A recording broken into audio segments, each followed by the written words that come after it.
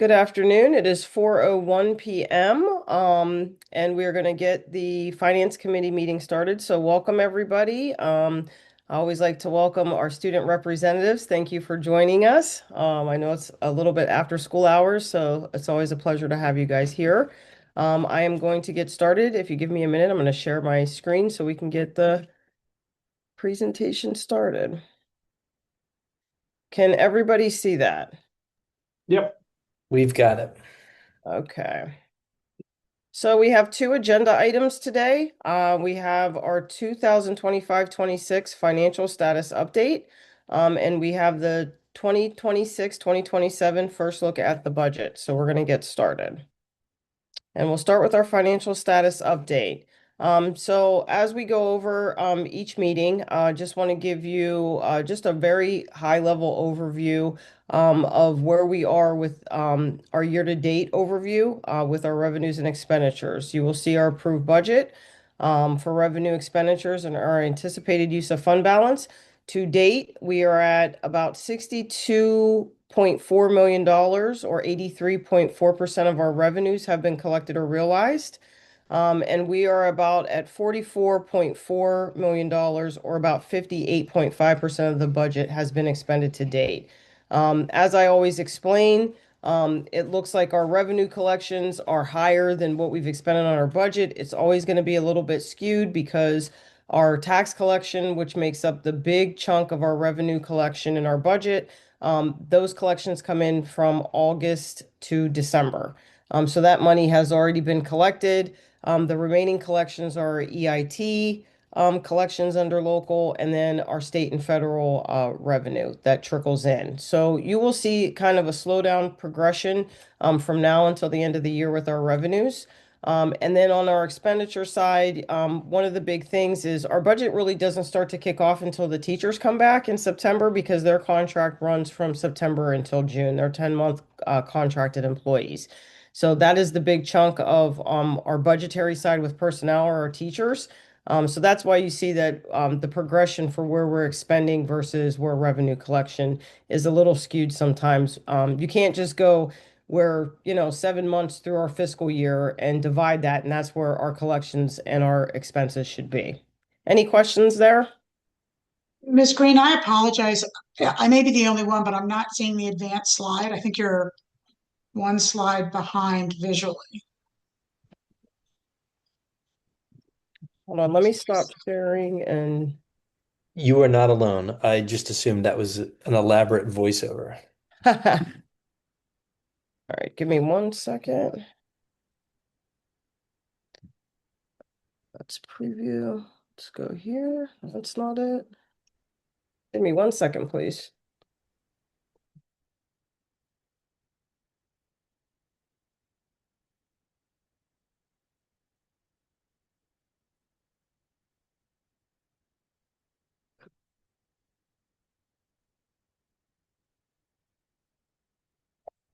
Can we see that? That's better? Better. Okay, perfect. Sorry about that. Um, so do you need me to go back over what I just said based on this slide? Everybody okay with the information I provided? Okay, I'm good. I'm all good. right. Thank you. All right, so I wanted, this is hot off the presses, so to speak. Yesterday was our first of our finance um, going out for our refunding for our 2018 series. If you remember, the January 28th, which was our last finance committee meeting, PFM provided a presentation by Jamie Doyle, and we talked about what our 2026 financing plan looked like.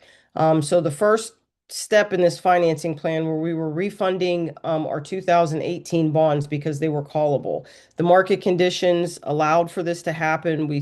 We anticipated that we would get at minimum about 200,000 or 2% in savings based upon refunding about $10.5 million worth of those callable bonds. So I'm happy to say that we went out to a competitive pricing yesterday and we had 10 companies bid, which is very, very good. I'm sorry. No. 10 companies bid with 35 bids between those companies. That is very, very good in the market conditions. That shows that the competitors wanted to buy our bonds and refund them, which yielded good results. The successful bid was Piper and Sandler and Company at a rate of 3.023770. Based on market conditions, instead of doing 10.5 million, we expanded that to 31.3 because it yielded us a total savings of about $1.6 million or 5.23% in savings, which, as Jamie relayed to you, will be applied to our overall total debt so that we can smooth out and make room for in future years if there's future bond um, obligations and issuances. So we were extremely happy with those results. Also, I kind of jumped over. I had a call rating with Standards and Poor's that is required. You have to have a call rating update and review within 6 months of going out for a borrowing or a refunding. So we had to go back through a rating call. We maintained our assigned rating of double A, stable outlook. That contributed because we have such a strong rating. Our fund balance is very healthy. That provided the number of people that bid on our refunding, gave us a great rate, and provided this total savings, which yielded over 1.6 million. I did provide to the board the package of the bond sale. There's information included there. I can dive deeper into this if you would like me to. I'm queued up and ready to share that information. If you have any questions or want to have anything specific about the sale. I'll start and just say congrats. This is great news. It sounds like we were able to really take advantage of a moment in time here. What is that 1.6 million against the total debt? What does that translate to for operational savings on debt servicing payments for So every year? I'm going to jump here. It's a little bit small with this Okay. document. Can you see this? Yep. Okay, so if you look at the green in step one, this is how they smooth out the savings. If you look here in column seven, this is how they applied it. And you can't just take the whole 1.6 million up front. They have to smooth it out. There are circumstances where you can, but it then what it does is creates a hole in your budget because it's a one-time saving and you won't get the feel of it and you have to make it up the following year. So what they did was they applied $382,000 worth of savings into this fiscal year. So this 25-26 budget, which is the first line under column seven in the green. And then they smoothed it out, and there's actually negative savings in year 2030. But what they do is they really take a look at column nine, and what they're trying to do is flatline our debt payment so that we're not spiking too high in any given year. So they take a look at our overall debt service on an annual basis in the future, and they try to smooth it out that way by applying the savings throughout the life of throughout the cycle of the bonds. Does that make sense? It does make sense. I'm still not clear on the annual savings So impact. the annual savings impact on this particular one alone is column seven. So Okay. it will reduce our overall annual debt payment for all bonds included by 382,000 this year. Then in the following year, it's 56,070. So as you go down, that's where it reduces. The negative means that it actually adds to.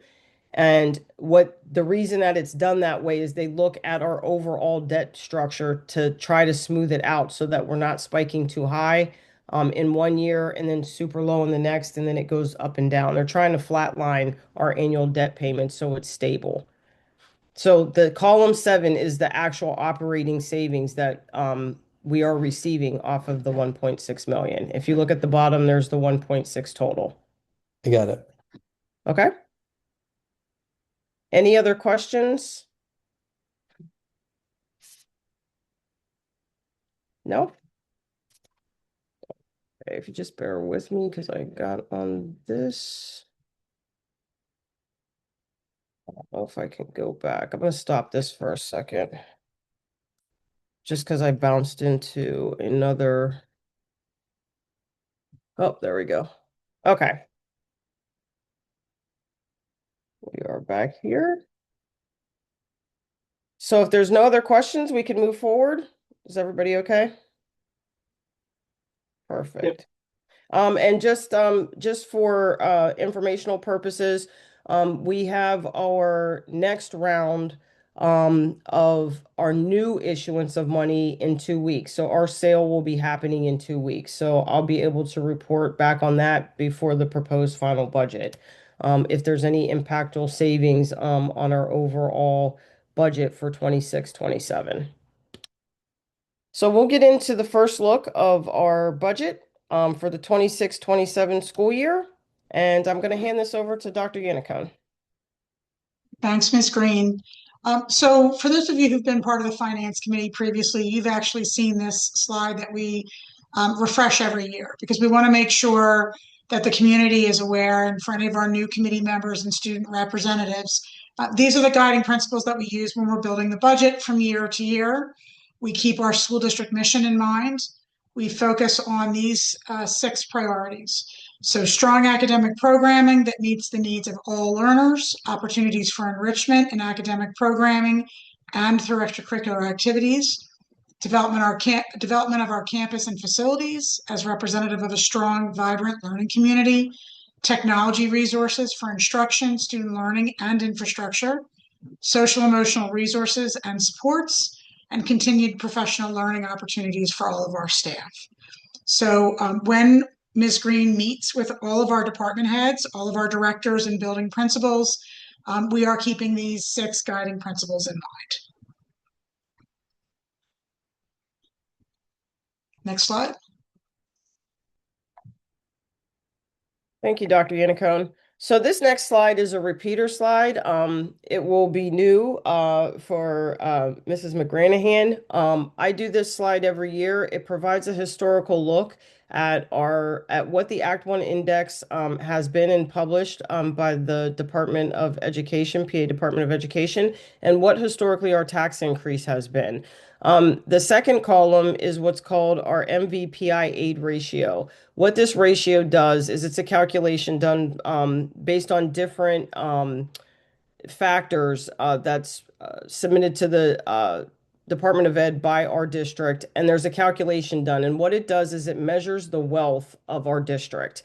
The scale, the low end of the scale is 0.1500. That's the one side of the scale, and it spans all the way to about 0.72. 0.1500 signals the wealthiest school districts. And then as you increase on the scale, the poverty level becomes increasing. So you'll see that we've been consistent throughout the years where our aid ratio is 0.1500. This is impactful because this ratio is used when we are getting in some of the calculations for some of our subsidies. It's also looked at when we apply for competitive grants. So that's why that is important to track and to see. And as you see, we've been steady throughout the years. We had a couple slight increases to it, but nothing that was alarming or triggering. And as you'll see in 24-25, we bumped up a little bit, but then we came right back down to our 0.1500. Act One Index for 26-27 is 3.5%. The important part of this slide is you're going to see over the next 4 years, the Act One Index is trending down. It is going to go down to 3.2, it's projected to, and then it's going to stable out until about 3.3 over the next 3 years. So that's just important to know as we go through the budgeting process, the outlook that our ability to leverage taxes and new revenue is going to be limited even more in the upcoming years. Any questions on this slide? Real quick, I have a question about when you describe the wealth of the district. Sure. Does that take into account the residents of the district as well as the district's own things like fund balance and stuff like that, or one or the other, or a combination of both, or? It measures the market value and personal income in relation Okay, to the state average for our township versus the state average. got it. Okay, Okay. Yes, thank you. no problem. Okay, so this is the budget process timeline. You see that we are at February 26th. That's our finance committee. I will not rehash where we have been, but you see that just a quick note, we've been talking about budget since October. So I make sure that we have these discussions so that there are no surprises as we get to these points about things that we know during the budget process. Upcoming action items that are needed by the board. We will have a proposed final budget presentation at the Finance Committee on April 16th. An action that needs to happen by the full board is to have an approved proposed final budget. That is a requirement of the state. Dr. Yannicone and I will do a presentation at that board meeting, as we have in the past. But the Finance Committee will see that presentation prior to that. There is a 30-day requirement from the Department of Education that requires us to have a 30-day window prior to going back to the board to do the final budget. Historically, and since I've been at Springfield, there has been no change from proposed final to final. I like to have it shored up at the proposed final end, but that 30-day window leaves in case there's any changes, in case there's major changes at the state or at the federal level that might have some impact on budget that we have to come back, to do some changes, or it might have an immediate effect. I have only in my career had to make a change in between proposed final and final one time, and that was at my previous district.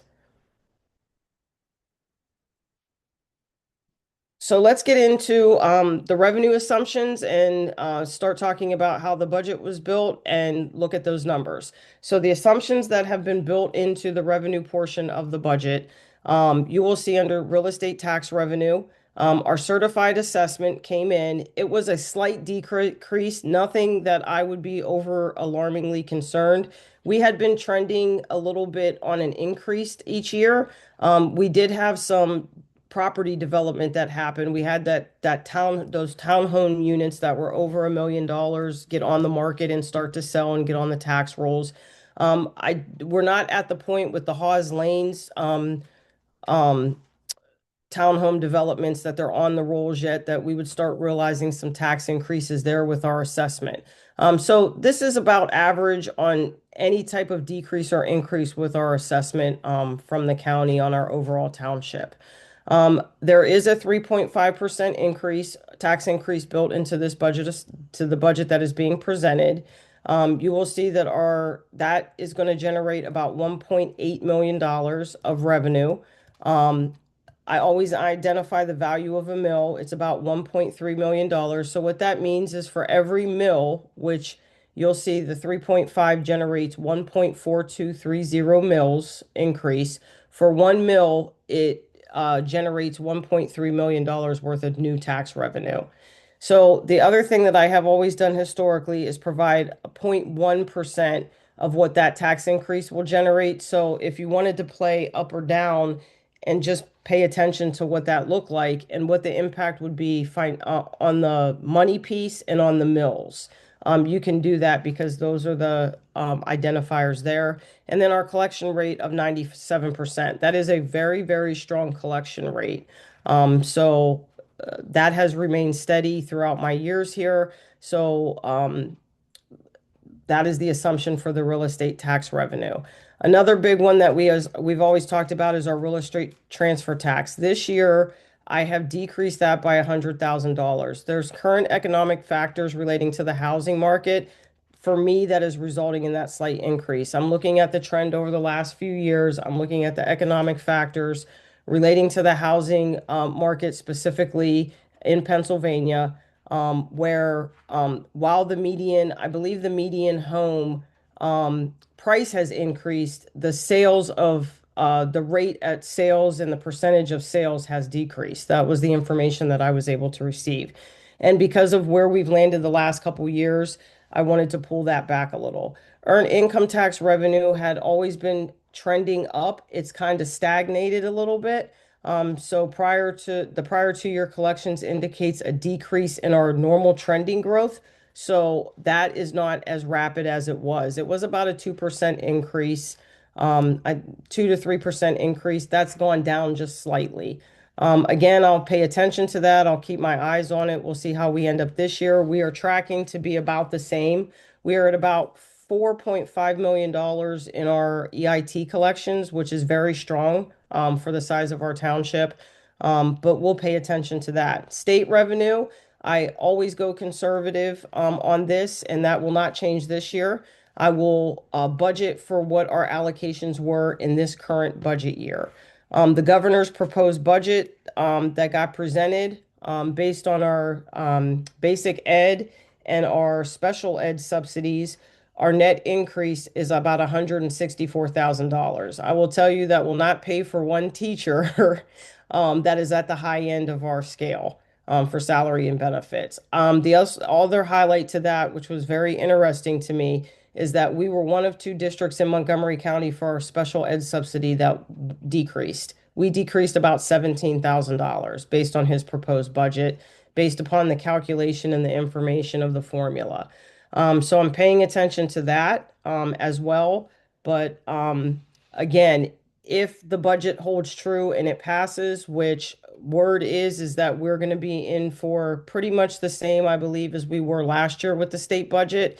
His revenue streams are the same streams that had budget tied up because there was disagreement on it, on legalizing marijuana and for the small gamings and taxing them. Retirement and Social Security subsidies, those are reflected of increases in salaries. So those are a 50% reimbursement that we get from the state. So as salaries goes up, those amounts go up, so does our reimbursement of those. So those get adjusted based upon salaries. Our federal revenue, Title I funding reflects 25-26 allocation.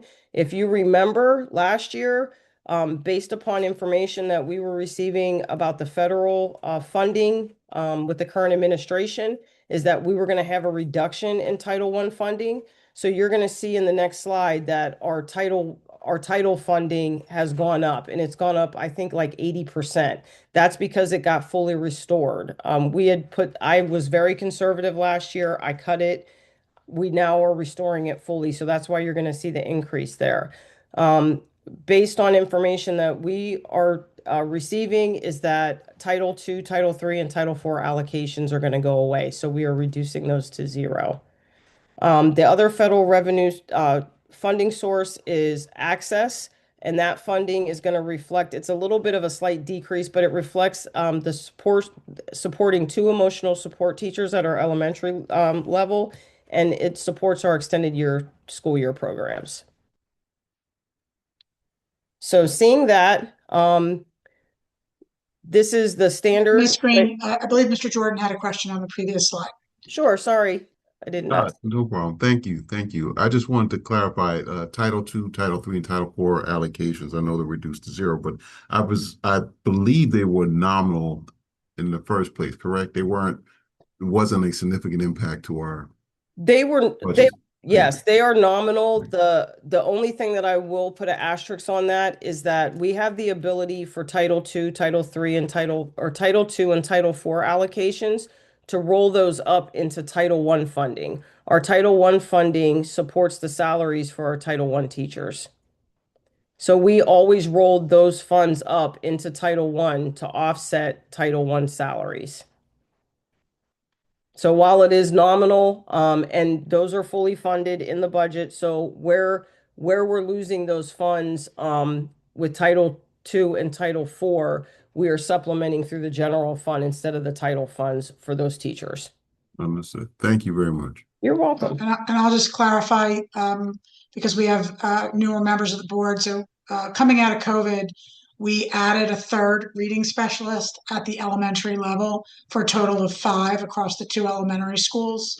And so it is the reading specialist salary and benefits that we use the Title I funding for fully. So it will be a shift for us with those other titles being zeroed out. Title III was already zeroed out this year. but 2 and 4 are now being added to that. But the good news is that Title I is, to our understanding, staying. Yes. And I think Mr. Bedard has a question as well. I do, thank you. I may have just missed this in the detail, but on the state revenue, you are putting into the budget a flat allocation. And if the governor's proposed budget goes through, that would be a benefit of 164,000, but it's not reflected in the numbers we're about to review. That is correct. Okay, thank you. Helpful. Okay, any other questions? Okay, so this is a look. I always show you'll see this format through the next couple presentations. So always look at the approved budget for the current year. This is the budget first look. So you will see that we are going from 74.8 to 77.4. It's about a $2.6 million increase, about a 3.49% increase. I had mentioned the Title I, Title II, Title III, and Title IV revenue. That's the third line from the bottom, that was a big spike. That is, that reflection is me restoring Title I funds fully because last year we zeroed out Title II, Title III, and Title IV, and then we reduced Title I. So that was the 177,656. The 324, 424 is a reflection of fully restoring Title I funds. There's a slight decrease in the access funds. We were at 394.6 last year. We're bringing that down to 380, and that's just reflective of our ESY programming and our emotional support teachers at the elementary side. Talked about current real estate taxes. You might be wondering on the assumption slide, it generated 1.8. This is net. There's two things that are happening here. This is net of when that number happens, that's gross. The calculation that happens with real estate taxes is you take your total assessment, you multiply it by your mills, and then you have to adjust for the discount period, which is a 2% discount, and you have to adjust for penalty. The majority of our collections in our district happen during discount. I would say probably about 80% of our collections, maybe more, come during the discount period.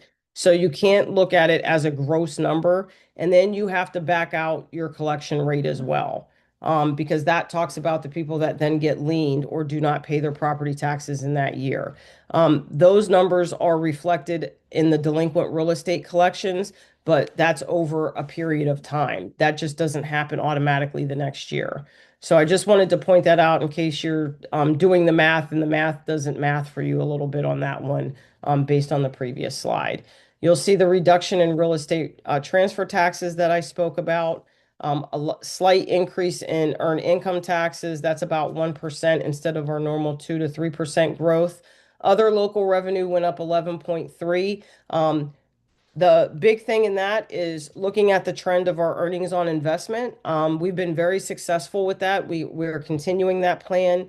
I budgeted 1.6 last year. I'm budgeting 1.8 this year. I feel very comfortable that we'd be able to meet that mark with the way that we're doing investments. So that's a big piece of the other local revenue on that end. Under the other state revenue, that also includes other subsidies that we get from the state, such as transportation. We also get nursing services. There's an increase to our homestead allocation. That is the money that passes through from the state that we then pass on to the taxpayers for reductions for those households that are eligible for the credit from the state. That's known as the homestead farmstead.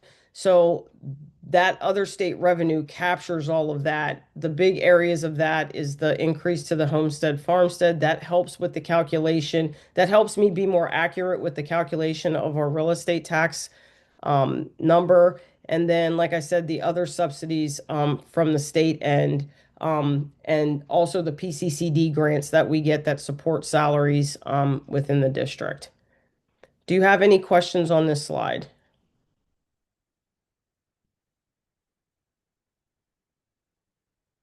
No? Okay, so we are going to move on to expenditures. So I'm going to talk about this slide and then I'm going to hand it off to Dr. Yannicone for the next slide. I'm going to talk about contractual obligations. So This paints a picture with when it comes to our expenditures. 88.5% of our budget are contractual obligations. That means that we are locked in, and these are numbers that we have to pay, which tells you on the other end that does not leave us a lot of room to cut. What we do on this slide is we try to find the efficiencies that we can to lower those contractual obligations. But as you know, during economic times, such as this, expenses are going up while revenues are remaining stagnant. And I think that you'll see that picture as we go through this presentation, that's what you're seeing is that our revenues are kind of flatlining on one end, but just like everybody else personally and in their professional lives and businesses and everything, expenses are going up because things are more expensive. So under the salaries, we are in the final year. Going into next year's budget, we will be in the final year of our teacher's contract. We had a 4-year contract, so we will be starting those talks next year.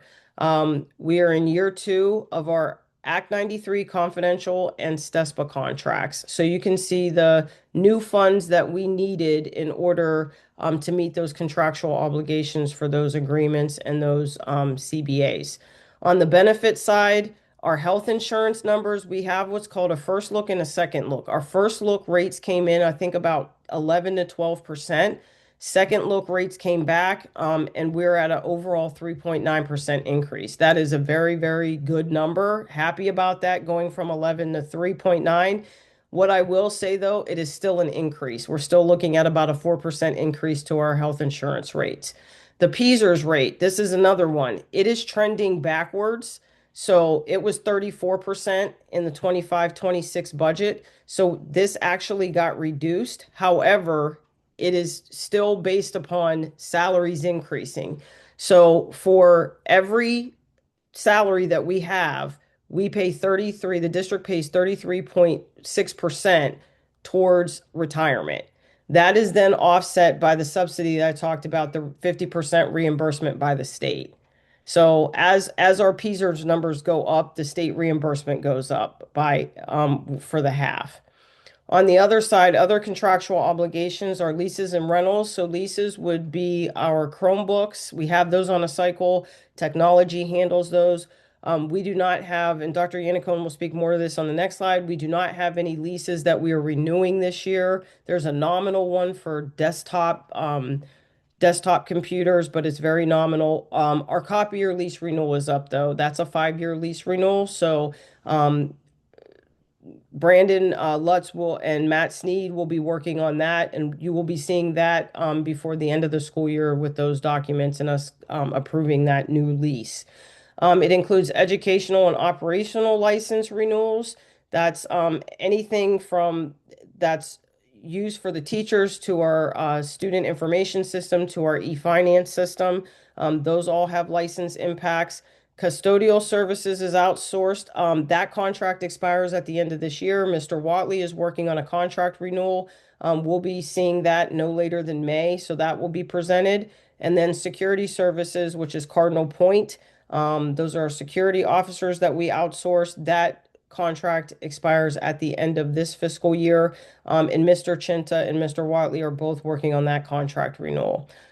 We have substitute services. I'm going to skip over that just for a second. Utilities and debt service, which we just spoke about in the 2025-26 financial update and our annual debt service payment. So those are all contractual and fees that are known that we have to pay, and there's no questions that we can't pay them. I said I was going to skip over substitute services, so I'm going to hand it over to Dr. Yannicone to have a conversation on that. So I just wanted to make sure to update the board. The year before last, we had a conversation about the difficulties we were having as a district in obtaining substitutes, both for instructional support as well as classroom teachers on a fairly regular basis. And we were analyzing our fill rates, which is the percentage of open positions on any given day that are filled by a substitute. We were employing and contracting with multiple sub-services, but we were still continuing to see lower fill rates than we would have liked. And when a fill rate is low, what that means is if a substitute is not available, we were having to do things like combine elementary classes for the day, or move students into a study hall rather than allow them to have direct instruction from a certified substitute. And obviously, if nursing services are not provided, then there were nurses sharing responsibilities across buildings. So we brought to the board a proposal to increase the substitute contract rate. And we did that for all of the subservice contracts.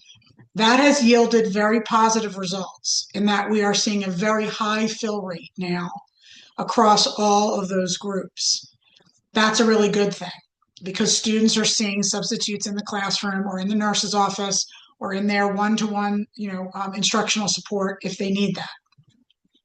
The difficulty for that is that because we raised the sub rates, that budget allocation has increased significantly. And we shared all this a couple of years ago. So what was a roughly $800,000 per year cost for substitute services over the 10 months of the contract is now closer to $1 million. So that's one of the increased expenditures for us as a district. It's yielding good results for students, and certainly it's easing the strain of staff members who at times need to take a day for lots of different reasons that are well within their contract. And they are certainly feeling better about needing to take that day, whether it's for a funeral or a personal day or an emergency at home, or they're just taking a sick day because they're not feeling well, because they know that there's somebody taking care of the students back at school. But I did want you to know that that's been an increase of roughly $200,000 over the last few years. Are there any questions about these expenditure assumptions before we move into some of the more detailed ones? Okay. Mr. Jordan, I saw you on mute. Did you have a question? No, I was just going to say no, I do not. Okay, thank you. All right, we'll go to the next slide then. So this is the slide where we usually share any new programs or costs that we're anticipating, right? So these are things that we've put into the budget. Between now and the final budget, we can certainly make adjustments if we need to. But I wanted you to know where we were with regard to planning. So this is a relatively light year for expenditure assumptions in departments because it needs to be. Costs are going up. Revenues are flatlining. And we know that there's only so much we can levy of taxes and so much we can expect from state and federal government. So for one, we've had a very successful implementation at the high school of a volleyball program, which didn't exist several years ago. And we anticipated that once the high school had a strong program and solid participation, that we would have a request from the middle school for the same. And so we did have that request, and we do have the allocation there for one new position only, which is the middle school volleyball coach. One person to coach a middle school team, to be a 7th and 8th grade team that would be a feeder program to the high school volleyball program. It's a relatively low expense, but we do think it has a positive benefit. If I go back to those 6 district priorities, this certainly meets that priority for making sure that our students have access to lots of different types of activities and programs. The other thing that we've tried to do is stabilize in extracurricular activities that all of our volunteer positions that should be moved to paid positions are moved for the coming school year. So the list you see in front of you there are all existing clubs and activities at the high school that have been voluntary to this point by the members of the staff. And so we have a formula for how they get placed on the schedule for payment. And we are budgeted for this in order to shift these programs from volunteer to paid next year. This will mean that all of the clubs and activities at the high school will be paid next year. This takes any volunteer programs out of the equation. And that's it for new staff. I've been very clear with the staff that we are in what I call an attritional phase. And what that means is that if you want a new program, you have to give something up. And I'm talking about that from an educational standpoint. So if you want a new academic program, you need to give to get, is the way I've described it to the administrative team. Because of the increasing costs and the decreasing ability of the Act 1 index to levy taxes, it's important for us to be able to be really, really thoughtful and hold the line where we are. So there's no other new positions or programs proposed going into next year. In technology, as Ms. Green mentioned, this is a gap year coming up with regard to the refresh of district Chromebooks and iPads in the schools. We built that in order to allow for some infrastructure improvements on a fourth year. So we have a year that we do iPads at Enfield, then we have a year we do Chromebooks at Erdenheim, then we have a year that we do secondary Chromebooks, and that was last year, or the current year really. And then next year would be the gap year where we can look at infrastructure more closely. So what we have planned is district-wide 3D printer replacement.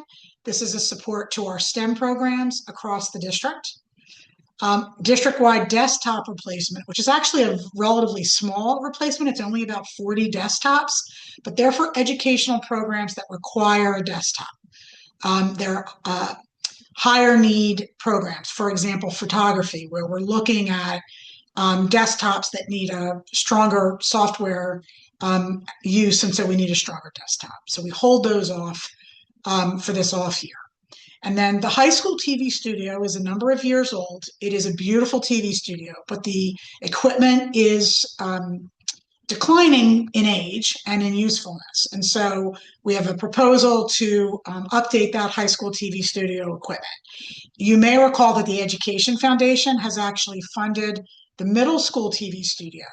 And our plan is, as soon as the construction of the clinical suite is completed at the end of this school year, we'll be able to purchase that TV studio equipment and put that studio in place for the middle school next year. So if all goes well, both the middle school and the high school will have new studio equipment, middle school being purchased through the Education Foundation, already allocated this year, and the high school through this budget expenditure.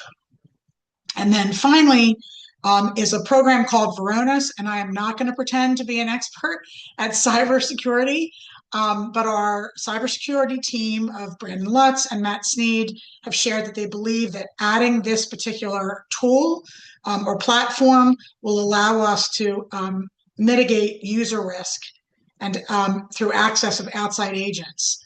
And that is a daily battle, as you may know, not only in school districts, but all over the country and globally. So they're looking at data loss prevention and monitoring services through a resource called Varonis. And so that cybersecurity addition in technology infrastructure is the last piece of what has been requested through that department. Under curriculum and instruction, next year we're actually due, I can't believe it, because when I came into the district, we were just getting started with Envision, but it's time for K-8 math curriculum review and replacement. And so we're looking at a 26-27 purchase so that staff members can get familiarized with the products and then be prepared for a full implementation with students at the beginning of the 27-28 school year. That process of review has already begun, and we're optimistic that we'll be able to bring a proposal forward to the Academic Affairs Committee relatively soon. And then within facilities, we have ongoing district-wide preventative maintenance. We've been trying to get away from deferred maintenance that then just increases costs later. And underneath operations and safety projects will be in year 2 of our 5-year priorities. And that includes, when the construction project is done, middle school full classroom painting, new furniture in the classrooms. High school, we're looking at some room identification signage, which has become outdated and difficult to read. We have a few items within the operations department, a new truck and a new mower. And I'll just mention that the new truck that was authorized by the property committee earlier this winter was a game changer in our most recent snowstorms. In fact, Mr. Watley has renamed the new truck Optimus Prime. So I'm not a huge Optimus Prime person, but I do recognize it means we were able to move snow easily and effectively. And then under debt service, with the middle school renovation and addition project, Kara has already spoken about where we are with debt service, but there's a piece of that which is added to the budget in next year's expenditures. Any questions about any of these assumptions? Just great overview. Thank you. Helpful and appreciative of the guidance to the team that you got to give to get. That's meaningful to manage the overall increase in the budget. The only question I have on the debt service is, and I'm assuming the detail will be in the line item budget, but this is saying that the debt servicing payments year over year are increasing because we did an incremental borrowing last year for the middle school, but the existing debt service will go down by that 50,000 or so that Ms. Green shared with us before. So there's still a net increase that we should expect in debt service. That is correct because we're doing a $10 million borrowing for the middle school project. That adds money to the overall debt service. So if we weren't doing that borrowing this year, then we would feel an incremental decrease overall based upon the refunding that just happened. Yeah. So in effect, it's going to net out based upon wherever that borrowing lands. Okay. And I think, for everyone's well-being, this is the fourth and final of those bonds related to the middle school project. So we knew we were going to do four over 4 years, and this will be the last relative to the middle school project. We have a capital plan, and we'll talk about that as we move forward. The board will need to decide which elements of the capital plan we want to do, where we might want to have economies of scale, where we may want to defer, or whether we'll be in a position to do everything that was recommended. So we'll take those one step at a time, initially through the property committee. One thing on the debt servicing, I guess it might be helpful. Like there was a column 9 that talked about the new local effort. It might be interesting to see two versions of that, one without the refinancing that we just did, and then one with the refinancing, just so we can actually, because like for this year, you can see that there's a decrease in the servicing, but next year, because of the new middle school bond, it just increases again. So maybe we could actually see it on paper if we saw two versions of that column at some point. Sure, I can put that together. I believe in the document that Jamie presented at the last meeting. You're able to see that because I don't know, I'm not sure how she put in for the savings that we're anticipating with the 2018 refi, but we do have snapshots of what you're talking about where I think we can do a two-look version of what you're asking for. So I can. Yeah, I mean, I'm looking at it at it now. I guess for fiscal year ending in 27, it shows it at 9,566. Whereas I guess in reality, if we hadn't had the 56,000 savings, we'd be, closer to the just over 9,600 or something.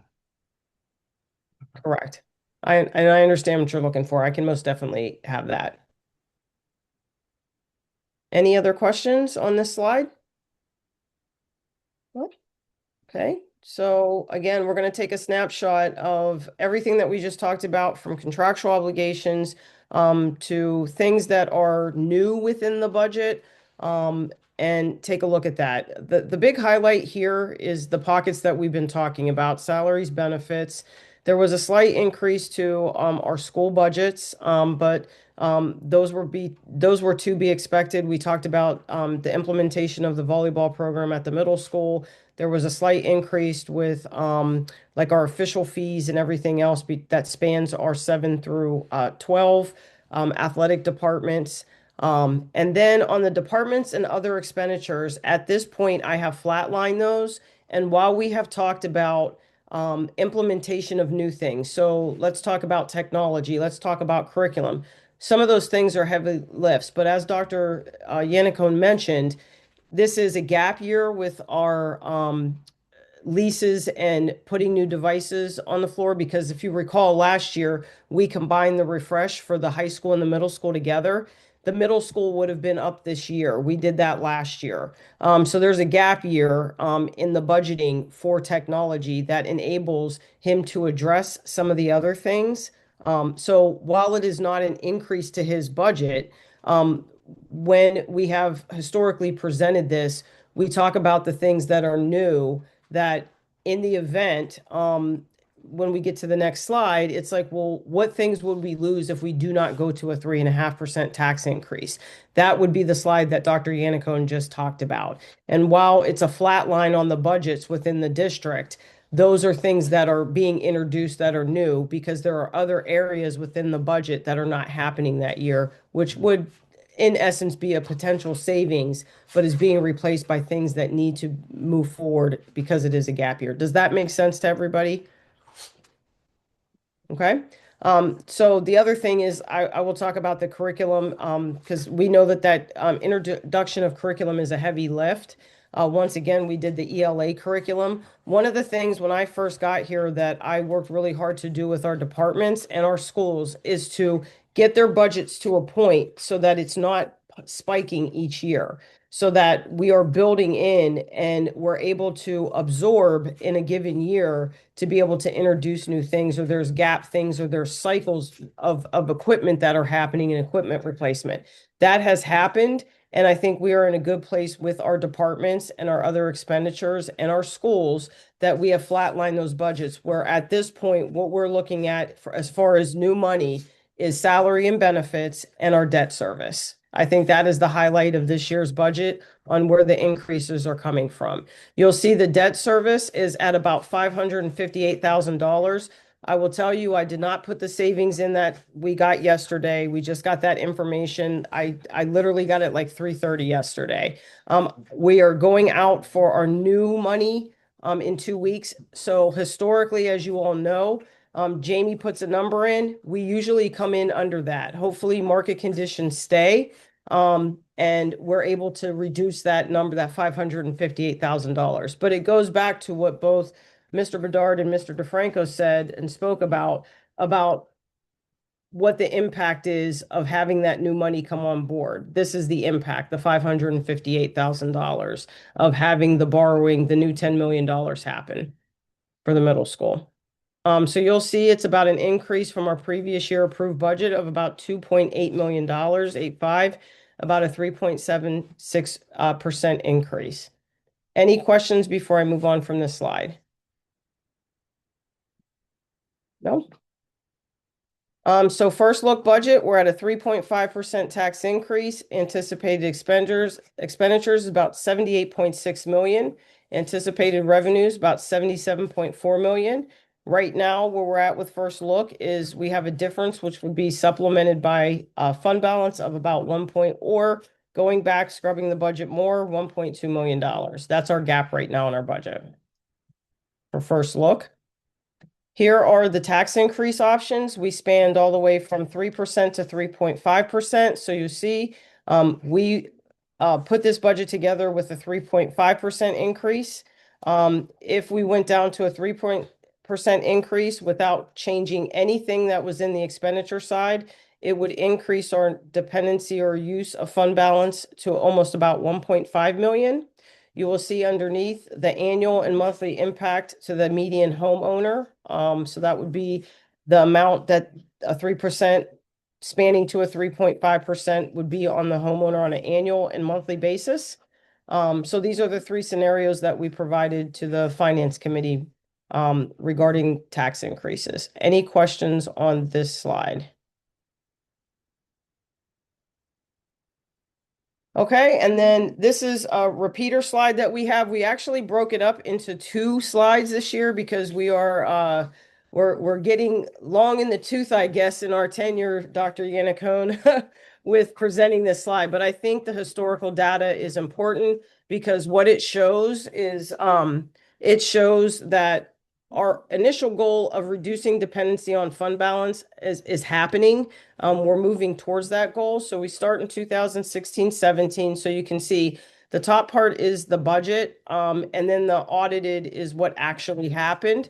You'll see in the years of 1920, those numbers spiked. I'm just going to remind you that that was COVID years. Every school district experienced a savings in their budget because they were not operating at full capacity because schools were closed and getting back into opening in those 2 years.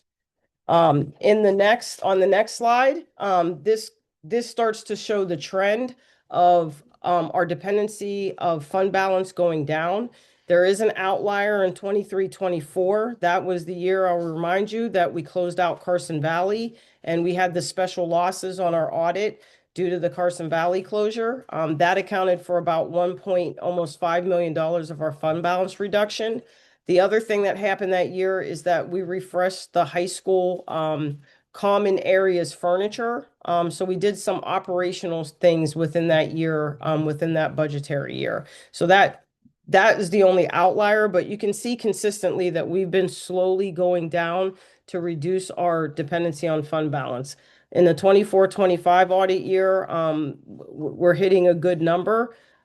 We spiked up a little bit in the 25-26 years, but we're doing everything that we can do to keep that decrease coming in when we get audited and when we wrap up the fiscal year. So this is just a snapshot. You will see that we're about almost at $20 million at our beginning fund balance going into this fiscal year. That is still a very, very strong and very healthy fund balance. That was noted in our S&P rating report, and you all have access to that report in the materials that I sent you today. Any questions on these slides? I do have a question bringing us back to the very first part of the presentation, which is the debt servicing savings from the reimbursements, if I get that word right. That $380,000 benefit in the 25-26 school year, my assumption is that's going back into fund balance, and that's not reflected here on this budget history, correct? So our reliance on fund balance this year could actually decrease because of that reimbursement into the fund. That is correct. That's good to hear.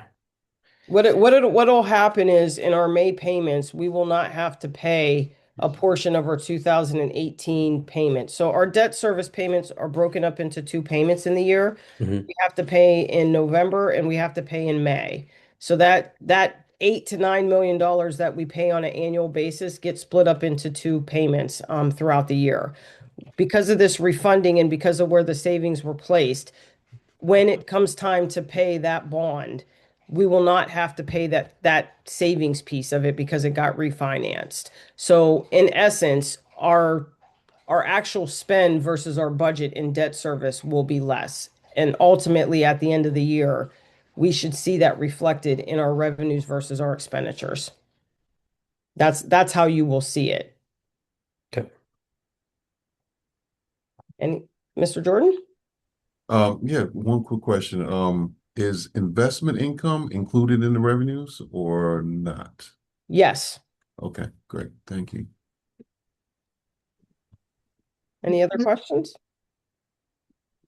Actually, I really like that question, and it got me a little bit confused because I thought the answer was no. So Let me clarify. When you say investment revenue, are you talking about the bond refinances, like the actual issuance of the bonds? I was referring to earnings on investments, like our interest earnings. I was referring to the interest on earnings. Yes, that is interest earnings are included. I will do a caveat that there are interest earnings. We have different funds. So interest earnings specifically for the general fund are included. The bonds also earned interest. That's a different fund. We do not realize those earnings within the general fund. That stays in the capital fund. But our interest earnings are at about 1.6. That's what's budgeted in this year's budget. So based on our revenue income, those funds get invested annually in short-term investment strategies. That's what I was talking about earlier, that I increased that for next year by $200,000. So that is reflected in the revenues in the general Hello, fund. everyone.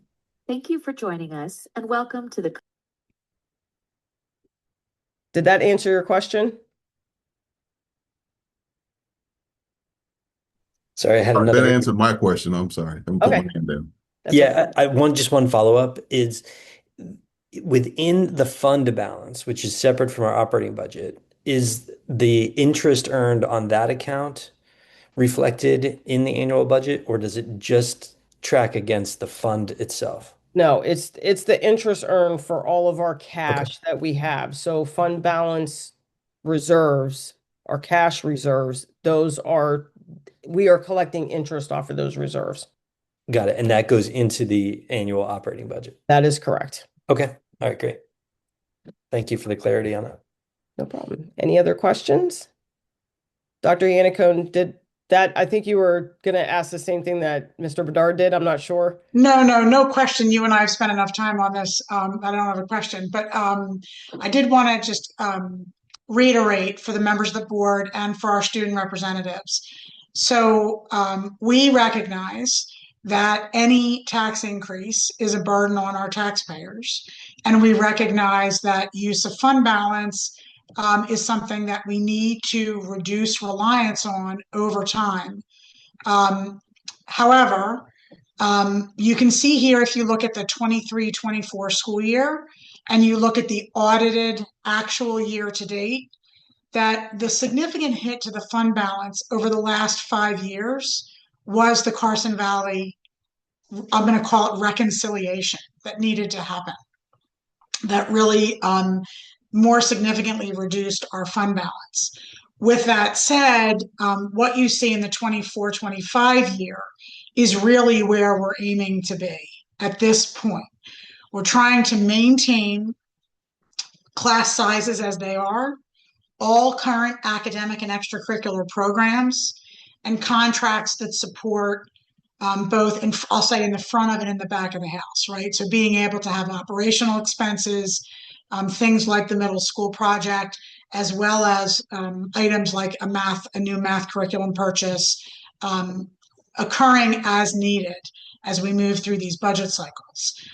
What is going to happen between now and April 16th, when we have our next Finance Committee meeting, is that Ms. Green and I will continue to look closely at where do we have any opportunity for attritional savings that may come from retirements, where do we have the opportunity to realize some savings in any of our departments. So we're going to double check that the numbers that we have are essential items. We're going to double check that what we are recommending to you, if we're recommending 3.5%, is keeping the district at an operational level and an educational level that we all want for our community.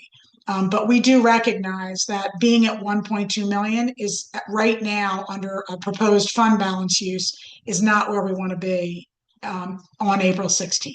So we're going to work towards reducing that number, and we want you to know that up front. And then we'll see if we can tighten up then the options for you as a finance committee in your recommendation to the full board as to whether you want to be at or below index. And so we'll continue to work hard over the next 5 weeks or so and try to bring back a tighter set of numbers with a few more current unknowns clarified from the state and the federal government as we move into the next couple of months. Does that make sense? Do you have any questions about that? Is there anything else with regard to the direction you'd like Ms. Green and I to go as far as preparing this budget for next year? One quick question is clarification. So on the slide, it noted 4% increase, but I thought the Act 1 index was 3.5. Is that, am I So missing? if you look at the top of that column, that's the current year. And Oh, okay, then I'm there would sorry. be like a column to the right of that, but we're not there yet. But Okay, you are correct. 3.5% is the Act 1 index. The board voted in the fall that we would not go above that index. Ms. Green, if you maybe go to the slide that has like the 3, 3.25, and 3.5, a little later in our slides, closer to where we are now. Yeah, forward. Yep, right there. So this is our current I think sort of, when you get down to brass tacks, right, this is where we are currently with regard to potential expenditures and the impact on the fund balance. Our goal is to get the impact on the fund balance under 1 million, closer to where it is this year, so that at worst, we're sort of flatlined on our requirement, our need for fund balance, and to therefore try to lower that impact on the median homeowner if we can. So that's our goal.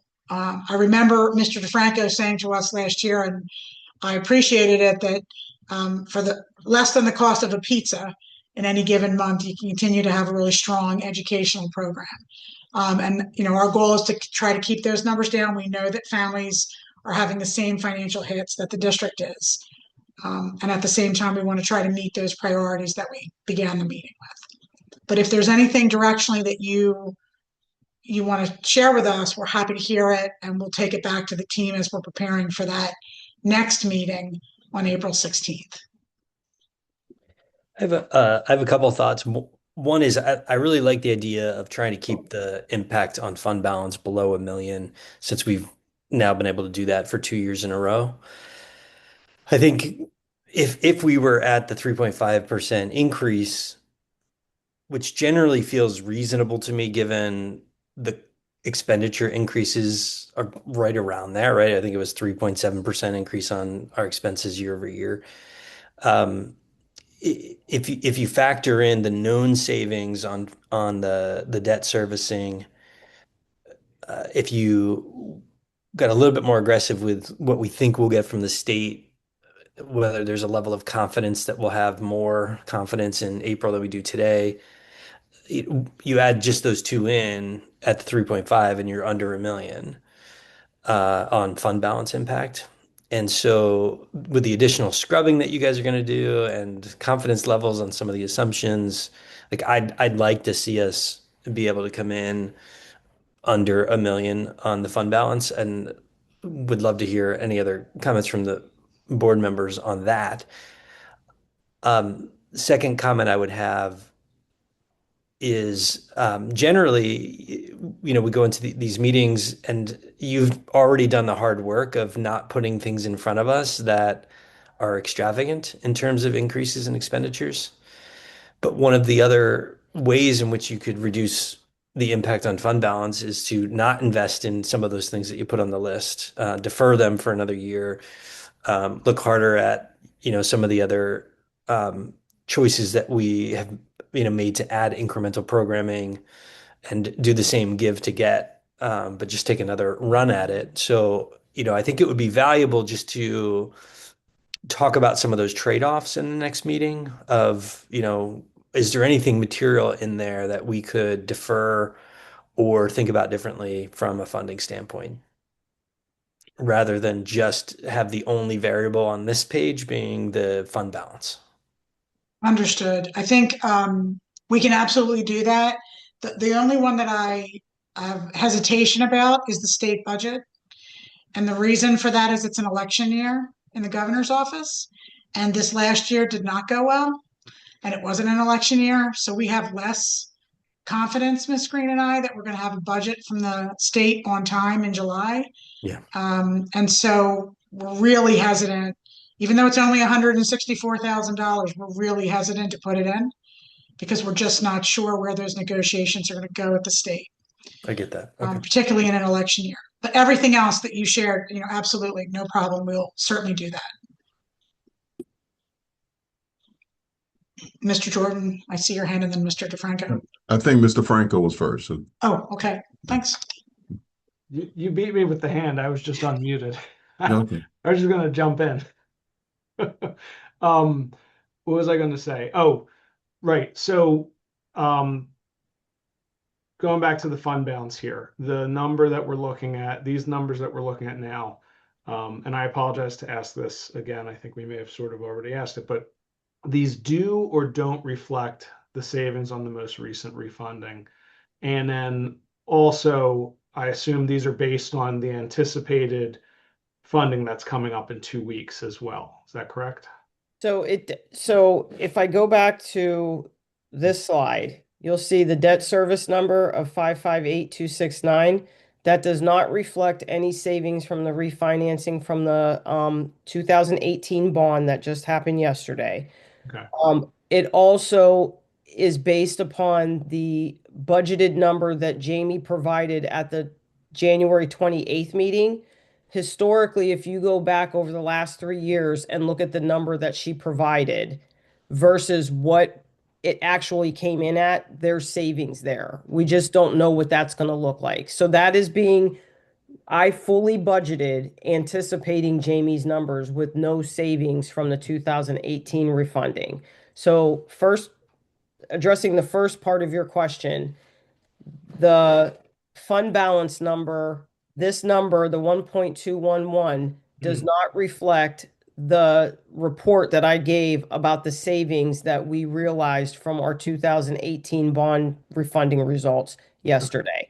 Okay. It also does not reflect, because it's unknown right now. We will know that in 2 weeks where we are landing with what our annual increase to our debt services off of the $10 million borrowing. If the market conditions are what they were yesterday, which she fully anticipates they will hold, I think we will find that we will have a favorable number. Okay. So, So these numbers will be different. that is correct. So there is some anticipation that that $558,000 will be less than once the actual numbers come in. We already know that there's going to be at least 50 some thousand dollars in savings. That is not reflected yet. I'm going to wait until we get the other numbers in so that we can fully recognize our debt service number. And we'll bring that back to the next meeting at the proposed final.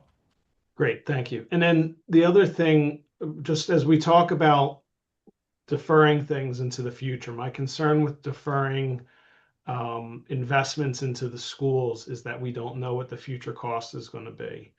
And we would be having to make those future investments with less of a lever to pull when it comes to the Act 1 index because it's reducing over time. So, my mindset right now with this reducing Act 1 index is not to kick cans down the road where we'd be in a position where we can't make up the difference without, asking, the community to pay more than the Act 1. I don't want to, I hate to kick the can down to the point where we end up in a bad position where we can't navigate easily. I think that's understood, Mr. DeFranco, and you may recall as one of the people on the call that are also on the property committee. When we presented the capital plan, we actually had a 5-year outlook on here's the cost in this year, and if you defer it a year, here's the cost estimate, and so on and so on. And none of those numbers went down. Yeah. So we do understand that if you defer the maintenance, it generally costs more. With that said, every year the board has to make the best decision you can relative to the budget, and we'll do our best to give you good recommendations. And we'll do our best again to bring these numbers down, which we usually do. We're usually able to between February and April, and we expect to be able to do that again. All right. And then Mary Jo, going back to the cost of a pizza, the problem with the cost of a pizza is it's going up so much.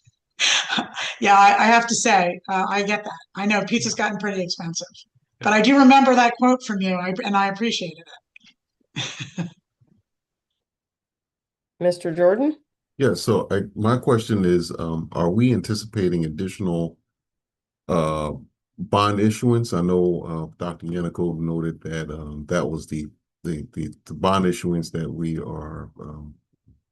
we're doing for this year is the last one for the middle school project. But I just wanted to ask, are we looking to do any additional bond issuance as, the debt service on these bond issuances seem to take up a bigger portion of our operating budget.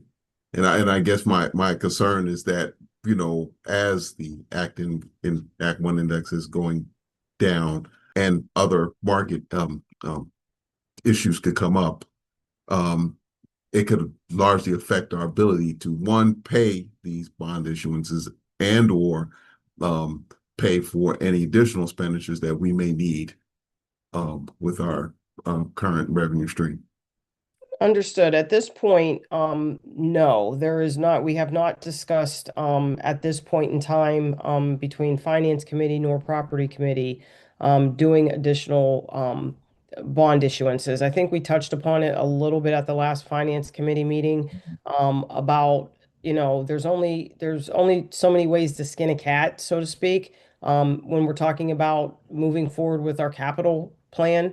But I think that that's a bigger discussion. I think right now, obviously that is an option on a way to pay for things, but that's not the only option. So I think that's a bigger discussion. At this point in time, I have not discussed anything with PFM advisors about doing anything for the 2027 year. There has been no discussion between Dr. Yannicone and I. We obviously will have that bigger discussion about how we are going to move forward with our capital planning, and how we're paying for that. And I think that that'll be one step at a time as we go. So I think that's the best answer that I have right now as far as what the future looks like for borrowing. But as for the middle school project, that is our last $10 million borrowing that we have for the project. So we want to get through that project. That project, the bulk of it is going to be done, August, in between August and October. It truly doesn't end, I don't think, until December or January because of the outside site work. So we need to wrap up that project before we talk about going into any other major projects and what that looks like. So I think we want to check the box on that, and then we'll have future discussions between Finance and Property Committee about how we move forward, and what that looks like finance-wise with the capital plan. Thank you very much. You're welcome. Mrs. McGranahan? Yeah, thanks. I just wanted to talk a minute about salaries and benefits being such a big category. So the increase in there, is that based on movement on the current salary scale of existing people? Plus, are there any new positions that are included in that? Any new, Sure. like So anything? I'm Yeah. gonna I'm gonna go back to this. So Hmm. this is reflective of our current census of employees and the movement on the salary schedules going Right. into 26, 27. So the 1.3488, that's the new money based upon the current contracts we have. As Got far it. as new positions are concerned, that is what this slide is. Okay. If there were any new um, support staff, teachers, professional staff, administrators, it would be identified. I'm sorry, it would be Already identified on this slide. in These are there. what we called Yeah. extra duty, extra pay. These Sure. range between $1,000 and $3,000 as far Sure. as the stipend is concerned. Okay. So the hit to the budget with these types of positions is not significant Right. overall. And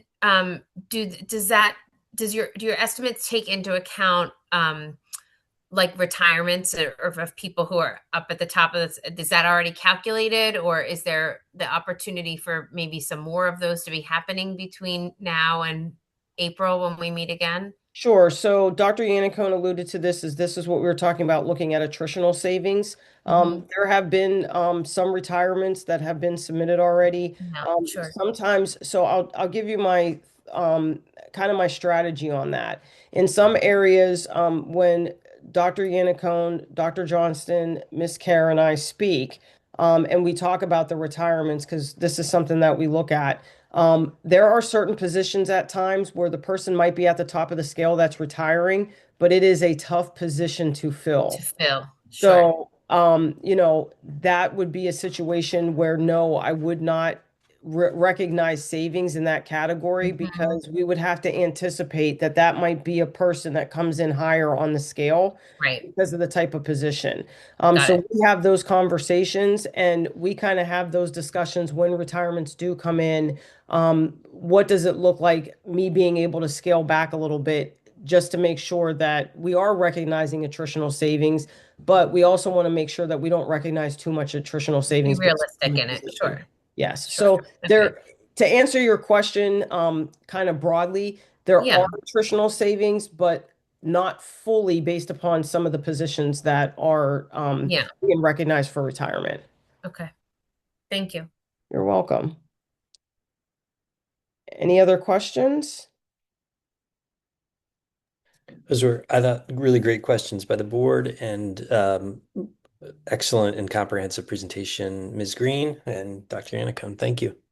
Thank you. So again, this is just another refresh. I like to do a lot of repeater slides, as you know. Our next Finance Committee meeting is April 16th. That will be a presentation of the 26-27 proposed final budget, which we will present, and then we will need to take to the board for a vote. It is a vote on the proposed final. The final budget, which is the one that will be the approved budget, will not be voted on until the June 16th meeting. There is a 30-day there has to be at least a 30-day window. It's a little bit more based upon timings of meetings, that in the event that changes needed to be made. So I just don't want you all to think that when the proposed final budget is approved, that there is no room to maneuver for any changes or any questions or anything to happen. We still have the ability, um, between that time and the June 16th meeting to have changes to the budget. Does that make sense to everybody? Okay, I just want to, it's just action items that have to happen by the state. We have to have a proposed final budget. So you will see what's coming up, what we are anticipating. And I do want to just reiterate what Dr. Yannicone has said and some of the questions that have happened is that this is first look at budget. Coming in at 1.2, that is not where we are satisfied to land. There are some unknowns. I am highly anticipating that we'll have some reduction on our debt service based upon what was budgeted. We will go back and we will talk to departments. We will talk to buildings. They pretty much get allocations, so I think they're pretty much settled. But departmental wise, and then as far as Dr. Yannicone said, we're looking at some attritional savings. So we are very hopeful that we're able to come back next meeting with the proposed final budget that addresses in the fund balance usage being under $1 million, and we'll see where we land. We have some unknowns. It's only February going into March, so final budget doesn't happen until June. So we have some time here that, to see where things land and how they shake out. Hopefully the state has their act together this year and we can depend on that number. I'm a little bit hesitant with that just because his revenue proposal is exactly what it was last year, which was not popular with the legislature. So I anticipate that he's going to have a long road with that. But again, we will make sure that any updates that we have and anywhere that we can bring back that 1.2 million under. My goal is always to be zero. That'll be the day that I am all smiles. So just know that we're going to sharpen our pencils and come back next meeting and hopefully have some even better outlook than what we presented today. But it is a very strong budget. We have a lot of things that are happening in the budget. We are not cutting programs. We are not cutting people. I'm very happy and proud of that, being able to present that, not having to have those discussions. So this is first look, and that's all I just want to remind everybody. So if there are no further questions, I can say that we can adjourn and just want to thank everybody. As always, the two student reps, if they're still on, do you have any questions? A lot of numbers thrown at you. No? No, it was a very good summation. Thank you. Thank you. All I right. don't have any questions. Thank you, though.